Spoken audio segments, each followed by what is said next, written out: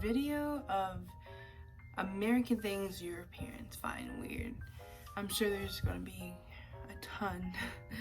I feel like America is always like this cousin that nobody talks about, and I'm sure that there's gonna be a lot of things that British people find weird, or Europeans find weird about America. So enough further ado, let's find out.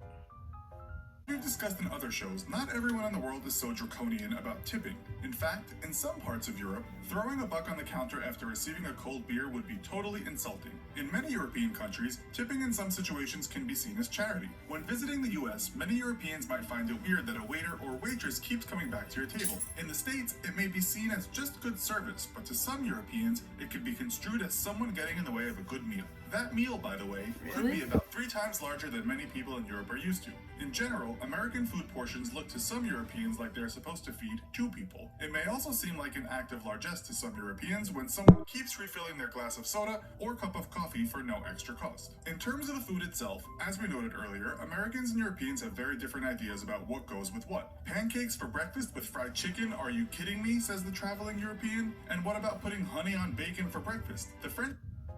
I understand that. I don't really care for the chicken and pancakes or chicken and waffles. I don't really care for that.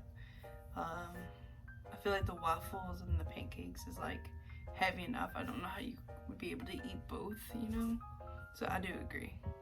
Frenchman wanted mustard with his sliced beef and tasted something not like mustard but a sweeter version with less bite. The Italian went to Chicago and in one restaurant ordered a pizza only to be served what he thought looked more like a quiche or a cake. So, what about when Europeans head to the store? Again, the rather affable smile and general friendliness of staff may seem strange to someone from grumpy England, where service with a smile is certainly no guarantee. In fact, it's been remarked that American friendliness can result in some Europeans thinking something suspicious is afoot. If that European is in the store to buy a pack of cigarettes or a bottle of wine, they may be extremely surprised when they get asked for ID, as that might not have happened. Wait, so is that really a thing? Please let me know. Like the smiles when you walk in, or welcome to, you know, when you walk into the store, many stores will like shout at you, welcome to so and so.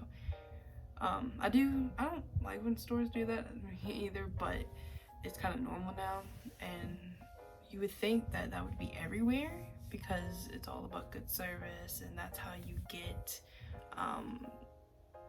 you know, that's how you get loyal customers, is you be nice to them and they'll come back for more. If you don't acknowledge, it's all about like acknowledging them, basically. If you acknowledge, they become loyal, and you don't really go back to stores, at least here, if you walk in a store or go to check out and they kind of like don't smile at you, try to have some type of conversation, you usually don't go back. The loyal customers are the ones that get, you know, at least be acknowledged, you know?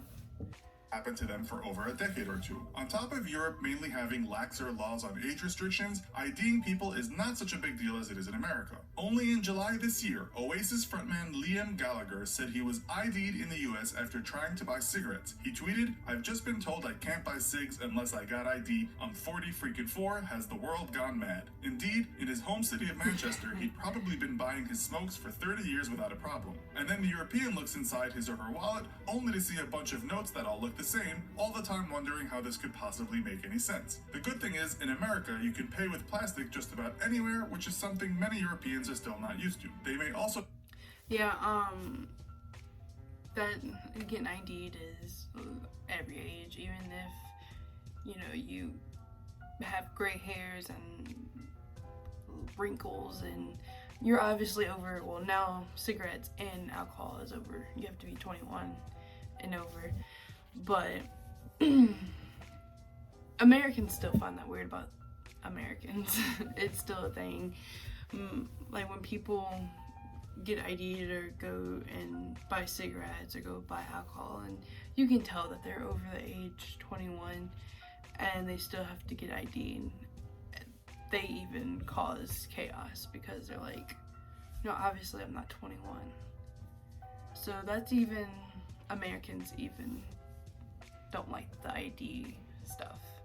Also be unpleasantly surprised to find out when they do buy something, taxes get added on top of the price they saw. So they try and get back to their hotel, but have to ask the way. They are told to walk 6 blocks this way and turn left. Only for some European giving someone directions using blocks may seem weird. Parts of Europe were not built with city blocks in mind and just gradually spread in a way that makes it hard to find your way around. When they finally do get back, they settle down to watch some TV, only for some reason the shows are interspersed with commercials that seem to be longer than the actual minutes given to the actual content. This drives some Europeans crazy. At some point, they might come across World Wrestling Entertainment and be quite confused at how some Americans can get so worked up about what to them looks like an act with an ending already scripted. You may have to be an American to enjoy that kind of drama with such passion. Turn over to the news, and depending on the channel, this may also look something like a drama or a soap opera to a European.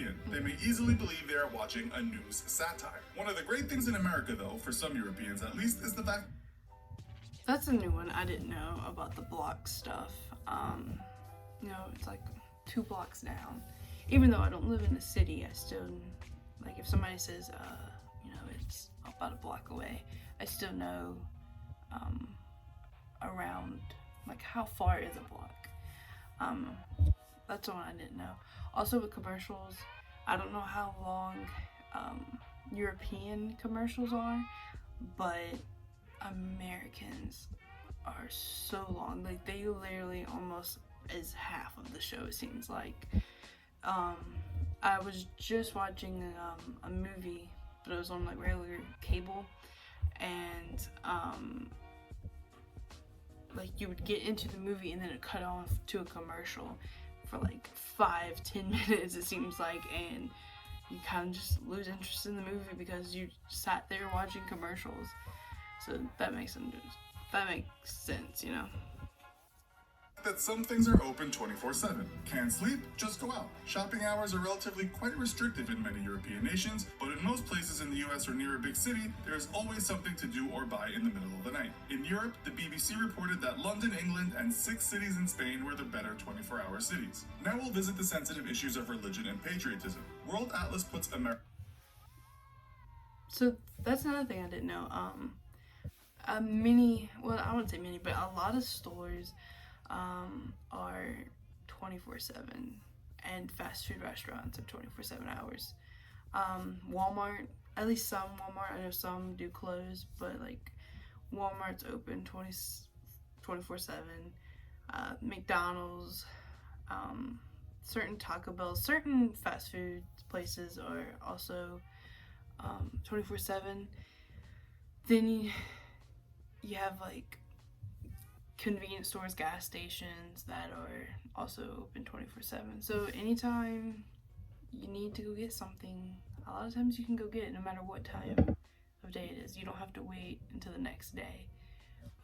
If it's 11 o'clock at night and you need to finish a project for school, which that happens a lot, I can just go to Walmart and go get me whatever I needed. I don't have to wait until the next morning or get an F on the project because that's a whole nother story. I'm a last minute type of gal, so you don't have to wait. You don't have to get an F. You just go to Walmart, that's open 24/7, and you go get what you need. America at the top of the list as the most Christian nation in the world. In the US, on any given day, you might hear the word God or at least see signs pointing to where you might find him. While parts of Europe are also predominantly Christian, the omnipresence of God in the streets may seem a little overbearing to many of these nations that have forgone church duty. It's the same with flags everywhere. You won't go far in America without seeing the stars and stripes, whereas in Europe, flags are usually designated to the top of poles outside of official buildings. Seeing one planted in a garden may induce a traveling European to believe that he is at at the house of a hardcore nationalist, not just someone who is proud of where he comes from. Interesting side note, a 2014 survey revealed the most patriotic country in the world was Thailand, closely followed by the USA. While it may not seem too weird for Europeans, the fact that some people in the States carry firearms might be scary. Per capita, more people in the States own guns than any other country. While most cops in Europe do carry guns, it's unusual to see a cop in England, Scotland, or Wales carrying a gun. The fact that regular Joes might be carrying a firearm seems fairly weird to many Europeans. It might not seem so strange to Serbians, who also have a high rate of guns owned per person. Size also matters to Europeans when traveling in the States. In America, it's kind of weird because, at least where I'm from, almost every household has at least one gun. Not every, but almost everyone. And it's just normal. I live out in the country, and you'll hear around autumn or fall. I mean, that's the same thing. Or winter, you'll start hearing shooting, and that's just either them finding something. They actually, saw a deer or something, or a lot of times it's scoping out, making sure their scopes is accurate. And those are the times where you would hear a lot of stuff. So that's just normal. At least, from here, I live in the South. So guns is a very, very normal thing. In America, everything just seems bigger, and not just the aforementioned dishes. The roads and streets seem larger for the most part, and if you don't have a car, it can seem hard to get anywhere, especially in a place like LA. The cars themselves seem a lot bigger, large enough to crush Mr. Bean in his Mini, and the people inside them also seem big on average, if not taller, then wider on average. The skyscrapers are taller, and in general, American houses statistically have a lot more space than the average European house. One survey stated that the Danish had the most living space in Europe, still much less than Americans, but much more than the Brits, that to Americans might seem their whole house is smaller than their basement. It may not be that weird, but one might ask why everything is so big in the US. As for appearance, some Europeans may find the amount of Americans that are continually decked in what looks like gym wear a bit strange, as most are not going to the gym. Other styles that are mostly in That's kind of true. Yeah, here, if you don't have a car, you're not going anywhere. The nearest little convenience store is about 6 minutes away, and that's with the car going 55 miles per hour. If I would try to walk, it would probably take me an hour and a half or so to get there. So and that's just one little gas station. I wouldn't be able to go to work. I wouldn't be able to go to actually get groceries or to go buy anything, any clothes, anything. That wouldn't be a thing at all because it's so far away. I mean, the nearest store where I could either go get groceries or get clothing, that's 30 minutes away, and that's going 70 miles per hour, and it's still 30 minutes away. So that is very true. You have to have a car, or you're not going to be able to go anywhere at all. Also with the gym wear, that is also very, very true. It's just comfortable. I do it myself. A lot of times it's stretchy and stuff, so it's just more comfortable to get around in, especially if you have a long day of errands and stuff. You don't want to be in jeans. You want to be in something a little more stretchy and relaxing. 80s thing, but seem to have stayed around a little, are the big hairstyles on some older American women. Big lips and big breasts may also be a fashion weird to some Europeans, while in the USA the president still seems to sport a fake tan. On the positive side, Americans all seem to have such perfect white teeth, quite different from those Brits. This was hilariously depicted in an episode of The Simpsons in which the Big Book of British Smiles horrifically demonstrated the apparent lack of dental hygiene in the country. So, what do you... I don't know why that's a thing or whatever. I don't think Americans have better teeth than European. I think Americans go and get them fixed maybe more times than none, because almost my whole entire class had braces, and I need braces. So I don't think Americans have better teeth, like hereditary. Like, they don't, like, Americans just don't have better teeth. I think they just go and get help to have straight, better teeth. Because I'm telling you, if you go and ask American if they had braces or not, I would guarantee you, and if they have like perfectly straight teeth, I would guarantee you that they had braces or some type of work done. It's just, I don't think Americans just have, you know, genetically better teeth.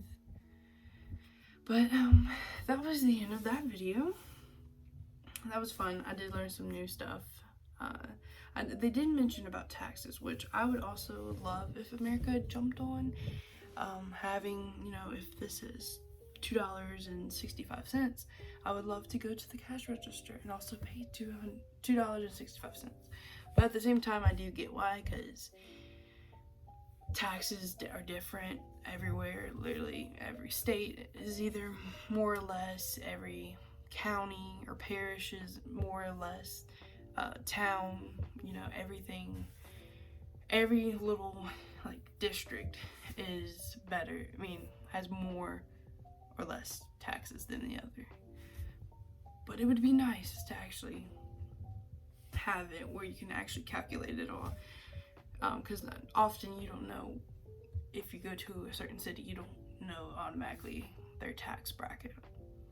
So a little trick I do, and most people do, is if it's like, I always round it, no matter if it's like $2.11 or it's $2.70. I always round it to $3, and that kind of gives me an estimate of about how much I'm going to pay. Because usually I would say it's about 50 cents to 50 cents a dollar or so. So meaning every dollar you add on 50 cents. And sometimes if it is like $2.70, I would even bump it to $4. Just if I'm very short on cash and I need to make sure I don't go over, I'll do that just to save. So I don't, you know, have to be like, can you put this back? Because I added wrong. So there you go. That's American things Europeans find weird.